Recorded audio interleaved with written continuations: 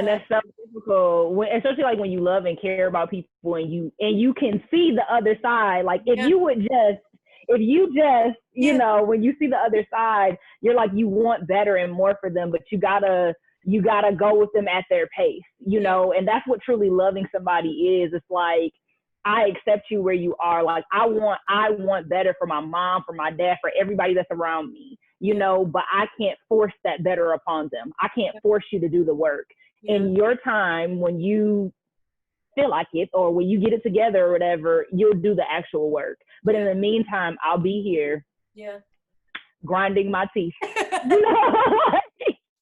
Like, you know, praying to God, like, help me, give me the strength while you work on your daughter, because baby, like, you know, it's difficult, it's hard, you know, but that's truly loving somebody, you know. And I think that even helps me. Like, I look at stuff. So one day I want to be married. Like, I have had a very terrible view on love, in particular, like Black love, because of like intergenerational patterns, all that other stuff. But like, me loving my mom, me being in this relationship with my mother has really helped me build up the stamina of like long suffering.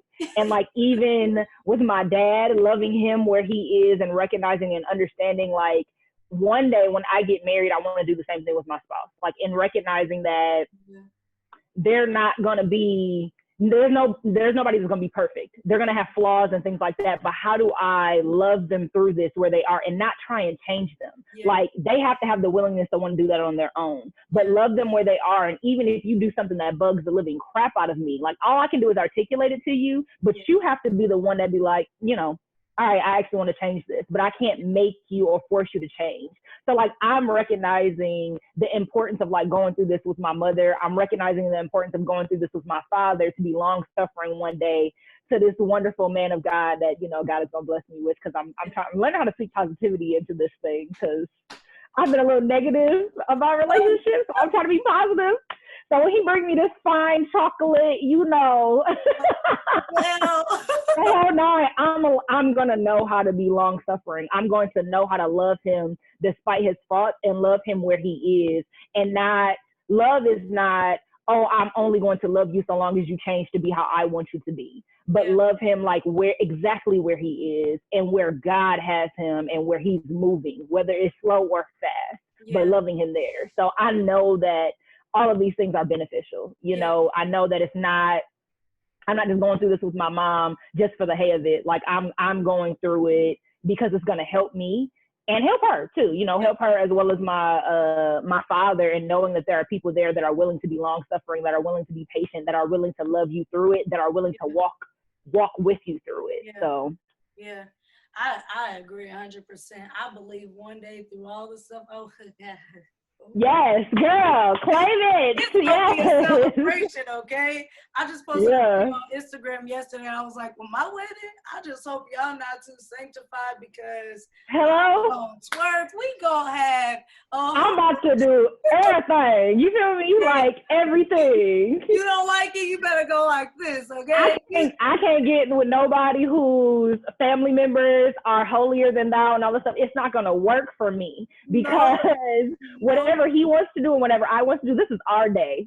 So if you see freak nasty on the floor, it's allowed. I waited the longest for me to be able to be like, the bed of marriage is undefiled. So we gonna undefile this thing. We gonna do what we want to do. You know? But it's true, because all of my other relationships, they didn't listen to me. Like, they didn't. Here I am becoming vulnerable, and I'm like, this is the stuff that I went through, and I'm trying to process through it. And they've taken it and thrown it in my face, or used it as a way to, you know, gossip or even leave, right? So I've never, and it's sad, but I really had to realize this. I've never been in a relationship. I've been in a situationship. That's real. Like, and that's really what it was, because in this situation, it wasn't just me. And that's going to be a whole nother topic. But it was like, here I am solely like making myself completely vulnerable. And I'm like, I need help with this. I need someone strong enough to be able, when I break, to hold me up, like, because I'm doing the same for you. So if I example it first, you're going to feed off of what I'm giving you. And it was never like that. I've always given more to these situations than what they've ever been able to give to me. And so it takes for me to have friendships with males to learn like what to expect out of a man and know that it's whatever works for you. There's no, because like cookie right cutter, now, everything, right? I put everything together in my house. I fix everything, clean everything. I pay for everything, right? So you hear like the man is supposed to do all this, and I'm like, well, when he comes, what am I supposed to do then? I've been doing this for so many years. Like, so there's no way that I'm going to be able to have a spouse who comes in and be like, well, I'm going to pay the bill. Like, I can pay it. Bro, I can pay a bill. Yeah. I can take out the trash. I can put gas in my car. Like, now I still want him to be able to be a man, but this whole, like, expectation of what it's supposed to be, I feel like I'm gonna be single for the rest of my life if I do that. Like, it really has to be whatever works for me and that person. And granted, I've been alone for 3 years now, and I'm still like, God, I've never been alone this long. Yeah. I was in a situation for 6 years before that, but what it has showed me is I still didn't have commitment, right? Like, to be in a relationship, there has to be commitment from both. And here I am committing to something that is just not really there. I'm committing to like this fairy tale. Like, I want this big wedding, this person. So let me fix you up, build you up, and like, marry me. Hey, marry me. And I've pressured people to be like, we need to get married. We need to get married. We need to get married. And it's like, dang. But then we turn around and now we're divorced. Because we don't really know what that means. We just think wedding bells, pretty dress, family, celebration, and then afterwards you're like, now what? What do you? How do we make this work? Yeah. Like, it's a fight. Like, you have to really, truly, it has to be two people that are fighting for the same thing, which is love. And love looks different for everybody, but we're both fighting for us to be able to make this work. And so I'm learning, but it took for me to finally, I feel like God is like, be still. You don't need none of that right now. You're confused, honey. I need to, your expectations, like your baby, you're settling at this point. I need to show you what you really Girl, you ain't never lied. Like, I don't want you to settle. I want you to prosper. I want you to be awesome. Like, I love you. You are worthy. And so for me, because I doubted myself and because I didn't believe in myself, I was in a situation with people who did the same thing. Yep. They doubted me. They didn't see my potential. So I believe that this stillness and aloneness is for my good. I keep telling myself that, like, Lord, I'm telling you, when he come, good God. Yes, I feel you completely. Because like even in this season, like my last relationship, I forced myself to be in something that I shouldn't have been in the first place. Like, we should have just stayed friends. We cool now, but you know, I shouldn't have been there. But yeah, like I know for me, like I'm single right now. Because like, and I could be in a relationship if I wanted to, you know, just go get random Joe Schmo on the street who, you know, whatever, like for real, you know, that's the reality of it. But I know, similar to like what you said, for me, this is a season that God has been revealing a lot of like my broken mindset as it pertains to relationships.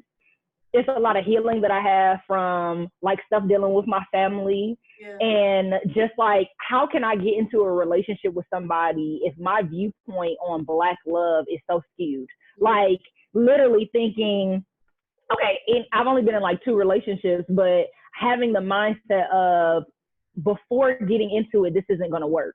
This is never going to amount to marriage. This is going to fail. How do you expect a relationship to prosper if you have that mindset? And so I'm working through healing through that.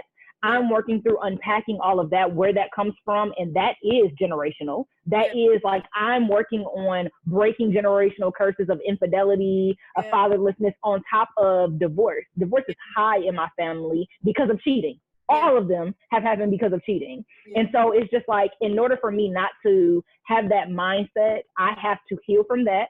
I have to work on that because I've been engaged before, and it ended in a similar fashion, like to everybody else. And so I've healed from that, but like being able to unpack to make sure I don't wind up in a situation like that. And so I know that God has me single right now because he wants me to be prosperous in marriage. And if I'm sitting there speaking all of these positive affirmations, I'm breaking generational curses and I'm doing this and another, and I'm saying all of this out loud, like I have to actually do that work. I have to heal. And then once I'm healed, I believe wholeheartedly, like I don't believe in soulmates, but I believe that if you're compatible with people, you're attracted to them, like there's multiple things that go into it. You can make a relationship work. Your foundation has to be God, and then building upon that, all of these great and wonderful things can come as a result of that. But I have to do my work. Nobody is ever in a relationship. You're never going to get a perfect individual. I said that earlier. But if I can help mitigate some of the issues that we're already bound to have, because learning how to be one is difficult when you done been yourself and they done been themselves for all these different years, and you know you come together, like that's extremely difficult. But like I believe wholeheartedly, like if I'm doing the work to help mitigate some of those issues, I believe wholeheartedly like God has something great and wonderful in store for me at the end of all of this. And I want to, and my prayer is that whomever it is that is my husband is doing the same work right now. You know, he's helping to work on himself, so that way we don't come together, we're not codependent upon one another, we're not trying to tear each other down. We know how to be in the rink together. Like, cause I've been in a relationship before. I've been in a relationship before where I was doing all the fighting. It was like me and God, and the person was like outside doing whatever the heck he wanted to do. And so I want somebody that's going to be able to fight with me, that's going to be able to argue well. But in order to do that, we have to be two whole individuals. I can't come into a relationship broken. So in the midst of me healing, I know that at the end of this, like I said, God got somebody great for me, and I'm excited. That's my prayer too. You know, I hope, you know, my husband is, you know, doing the work. The work. And whatever is left, that we're able to work on it. Like I become strong enough to be able to love him exactly where he is, and know that it isn't always going to be like this. But I think that's why it's important to have a friendship, to get to know that person, to learn that they weren't willing to fight. And it's like, why keep being in a boxing ring if I'm gonna fight for my man? Okay, let's be real friends. Hello. I will ride or die all day for you, baby, whoever you are. With my putting it out there. Yes. I don't want to break it to you, okay? Yes. Yes. I'm gonna try the process, but I just know how overprotective I am. Don't try my man. Yes.